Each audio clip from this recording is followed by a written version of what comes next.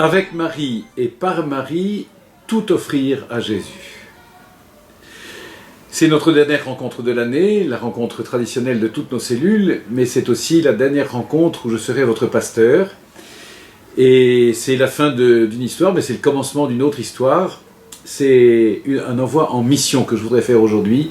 Un envoi en mission à partir de cette vision pastorale que nous avons beaucoup travaillé avec le conseil pastoral de la paroisse pendant plus d'un an, pratiquement 3 ans. Et cette vision pastorale que vous avez sans doute reçue dimanche dernier sous cette forme d'une petite image et qu'on va lire, relire et re-relire, je voudrais la lire avec vous aujourd'hui et la commenter un peu pour que cette rencontre soit vraiment comme un envoi en mission et non pas un regard sur le passé, mais un regard vers le devant, un regard vers l'avenir. La vie est devant toujours, la vie nous est donnée pour que nous allions de l'avant, pour construire le royaume et pour qu'un jour, enfin, tout soit récapitulé dans le Christ. Alors je vais lire cette vision, et puis je vous laisserai comme d'habitude quelques minutes pour faire un premier tour de table avant de commenter et d'approfondir. Avec Marie et par Marie, tout offrir à Jésus. Notre paroisse reçoit de Notre-Dame du Travail le secret de l'offrande, offrande du travail et de son fruit, offrande de l'indigence et de la pauvreté, offrande joyeuse, offrande douloureuse. L'Eucharistie donne tout son sens à cette offrande et devient l'itinéraire de notre foi. Offrande eucharistique, communion eucharistique, adoration eucharistique. En paroisse, nous devenons missionnaires par le témoignage ardent de cette spiritualité de l'offrande, vécue dans une communion familiale, simple et joyeuse. Dans un style marial fait de tendresse et d'affection, cette mission se concrétise dans le service du sanctuaire à la Vierge du Travail, accueillant et rayonnant. Alors je vous propose quelques questions pour orienter ce premier tour de table. Une vision pastorale. Est-ce que vous avez déjà entendu parler d'une vision pastorale? Est-ce que ça vous dit quelque chose? Qu'est-ce que ça évoque pour vous? Est-ce que ça évoque quelque chose? Peut-être rien. Quel est votre avis? Comment est-ce que vous recevez cette vision pastorale? Quelle est votre première réaction quand vous l'avez lu dimanche dernier? Peut-être quand vous la lisez maintenant? Quelle est votre première réaction? Et puis, comment réagissez-vous un peu plus en profondeur? Est-ce que ça évoque quelque chose de ce que vous avez découvert à la paroisse, de ce que vous vivez dans la paroisse, dans vos cellules? Et éventuellement, faites quelques commentaires. Chacun peut déposer ce qu'il entend, comme d'habitude. Là, pour la première fois, ce n'est pas la parole de Dieu, mais c'est vraiment l'Esprit Saint, je pense, qui nous éclaire, qui nous inspire cette vision. Alors, comment est-ce que vous la recevez? Est-ce qu'il y a des choses qui vous étonnent? Est-ce qu'il y a des choses qui suscitent tout de suite un commentaire de votre part? Une question, bref. Je vous laisse quelques minutes et je vous retrouve tout de suite.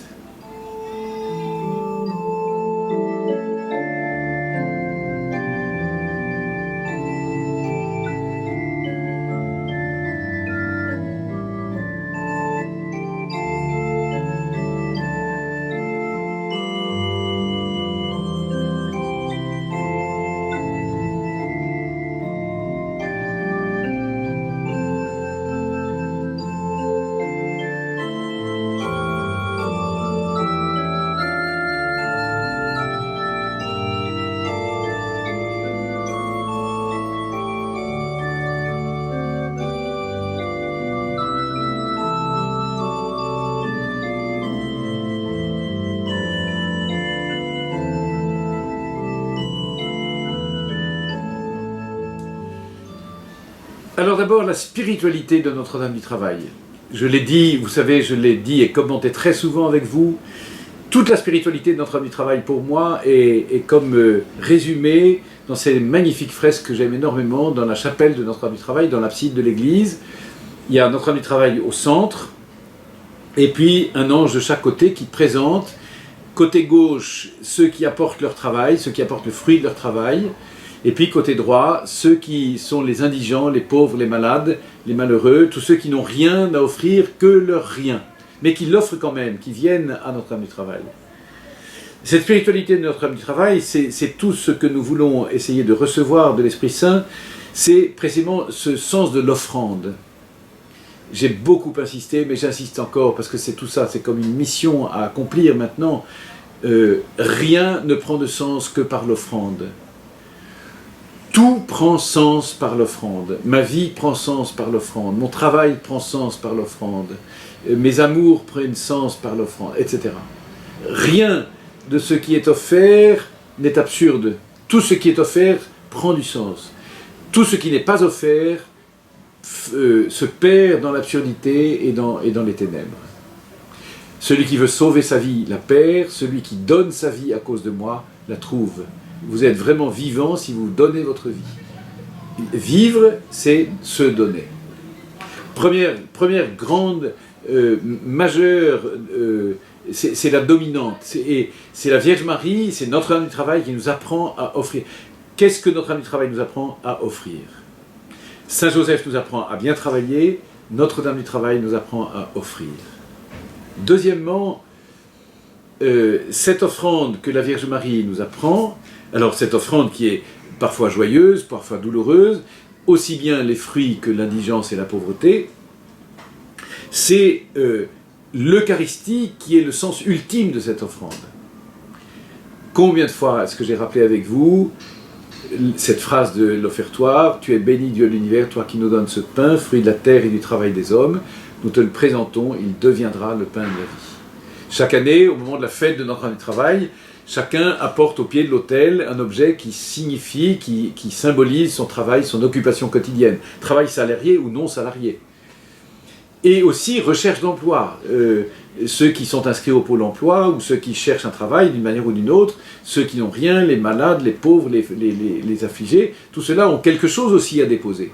Ils ont leur rien qui est leur quotidien, qui symbolise leur travail quotidien, tout ça est déposé. Et tout ça est déposé au pied de l'autel. Et c'est pour ça que c'est particulièrement significatif que, depuis quelques jours seulement, l'autel de Notre-Dame du Travail reproduit très exactement les fresques qui sont au fond de l'église, dans l'abside, et dont on vient de parler. Et sur les panneaux, sur les bas-reliefs qui entourent l'autel, vous avez vu sans doute déjà, j'espère, au centre Notre-Dame du Travail, au dos Saint-Joseph qui travaille, et sur les côtés, d'un côté, tous ceux qui apportent leur travail ou le fruit de leur travail, et de l'autre côté, tous ceux qui apportent leur rien, leur pauvreté, leur indigence. C'est l'offrande eucharistique qui donne sens à tout ça, parce que notre offrande, l'offrande du travail, l'offrande du fruit du travail, l'offrande de notre vie, elle est pour l'Eucharistie, parce qu'elle est pour être offerte par lui, avec lui, en lui. Au fond, la seule offrande qui vaille, la seule offrande qui est un prix infini, c'est l'offrande de Jésus, qui s'offre lui-même. Il s'offre pour nous, il s'offre au Père pour nous. Il est mort pour nous, c'est-à-dire il est mort par amour de son Père, dans la volonté de son Père, mais il est mort pour nous. Et il nous donne mystérieusement de participer à cette offrande, c'est le sens de la petite goutte d'eau qu'on met dans le vin du sacrifice eucharistique, et cette offrande que Jésus fait à son Père de tout lui-même, il nous donne de pouvoir participer à cette offrande, comme la Vierge Marie a participé au sacrifice du Calvaire, par sa présence et par sa souffrance. Il nous donne de participer à cette offrande pour que nous puissions communier tous ensemble à ce que le Père redonne en communion à ses enfants. Et le Christ s'offre comme la victime sur l'autel qu'il est lui-même, et le Père distribue cette victime en communion d'amour pour que nous puissions tous communier à ce sacrifice d'amour. Et c'est pour ça que l'itinéraire de notre foi, c'est l'offrande eucharistique et le sacrifice eucharistique, la communion eucharistique et l'adoration eucharistique, parce que cette offrande et cette communion se prolongent dans l'adoration. Jour et nuit, nous adorons celui qui se donne. Jour et nuit, nous adorons celui qui est l'amour exposé. Ça fait allusion à des choses que vous connaissez bien aussi maintenant. Est-ce que nous sommes de l'amour qui s'impose ou est-ce que nous sommes de l'amour qui s'expose? Jésus, il est l'amour exposé, il donne sens à tout amour et à toute vie par son don, par le don de lui-même. C'est l'amour qui s'expose comme un don parfait, le pain d'amour, le pain de vie qui est exposé. Alors, troisièmement, cette offrande eucharistique qui se prolonge dans la communion eucharistique et dans l'adoration eucharistique, nous sommes maintenant chargés d'en témoigner. Nous sommes chargés d'être missionnaires de cette offrande. Nous sommes les missionnaires de la bonne nouvelle, mais pas n'importe comment. Notre manière particulière d'être missionnaire à Notre-Dame du Travail, c'est de témoigner de cette offrande dans la communion familiale. C'est-à-dire notre manière d'être les uns avec les autres, notre manière de vivre les uns avec les autres, dans cette communion simple et joyeuse, selon les termes de la vision pastorale, c'est cette communion familiale qui témoigne de l'offrande que nous faisons de nous-mêmes. Et je le crois profondément, cette vision pastorale, nous l'avons reçue de l'Esprit Saint, nous l'avons mise en forme pour qu'elle devienne comme une mission pour la paroisse, pour tous les paroissiens. Et ceux qui se reconnaissent de notre année de travail sont amenés à vivre de cette offrande, à vivre de cette communion familiale dans un esprit de famille, pour que toutes les générations sont mélangées, tous les états de vie, toutes les situations sociales, toutes les traditions dans l'Église, peu importe, cette communion familiale pour témoigner de l'offrande, et c'est ça notre manière de témoigner du royaume de Dieu, c'est ça notre manière de témoigner à ceux qui ne le connaissent pas de Jésus-Christ et de son Église. C'est le mystère de cette bonne nouvelle du salut que nous annonçons en vivant cette communion fraternelle, familiale, les uns avec les autres, et au-delà, c'est-à-dire dans l'ouverture au quartier, dans l'ouverture à tous ceux qui sont nos oikos, à l'ouverture à tous ceux que le Seigneur nous envoie pour que nous puissions leur témoigner cette vie. Alors, cette mission générale se particularise dans notre paroisse par le service du sanctuaire à notre année de travail. Vous vous rappelez ces mots de l'abbé Soulange-Baudin qui en 1900 voulait fonder ce sanctuaire à la Vierge du Travail pour que les ouvriers, les personnes qui travaillent se reconnaissent là comme fils de Marie, fils et filles de Marie, et puissent découvrir en Marie ce modèle du travail et de l'offrande du travail. Alors, notre mission paroissiale dépasse la paroisse, parce que je suis convaincu, de plus en plus j'en suis convaincu, et je transmets ça maintenant comme une mission à mon successeur, que je suis convaincu que notre paroisse a une mission qui dépasse la paroisse. Nous sommes responsables de toute la population qui habite dans le quartier, mais nous sommes aussi responsables de ce sanctuaire à la Vierge du Travail pour toutes les personnes qui viennent rencontrer notre âme du travail, se consacrer à elle, consacrer leurs difficultés, consacrer le fruit de leur travail, toutes sortes de choses. Vous voyez, donc cette garde du sanctuaire, cette vigilance sur le sanctuaire, dans un style, pour reprendre une expression du pape François, dans un style marial fait de tendresse et d'affection. J'aime beaucoup cette expression. Et c'est certain que ça caractérise quelque chose de notre paroisse, la tendresse et l'affection, qui sont ce style propre, marial, qui est dans l'accueil et le rayonnement de ce sanctuaire.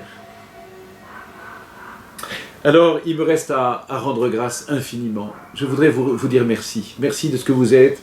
Merci pour vos cellules. Merci pour chacune d'entre vous. Vous m'avez tellement porté pendant toutes ces années. Vous m'avez tellement appris pendant toutes ces années. J'ai tellement reçu de vous tous.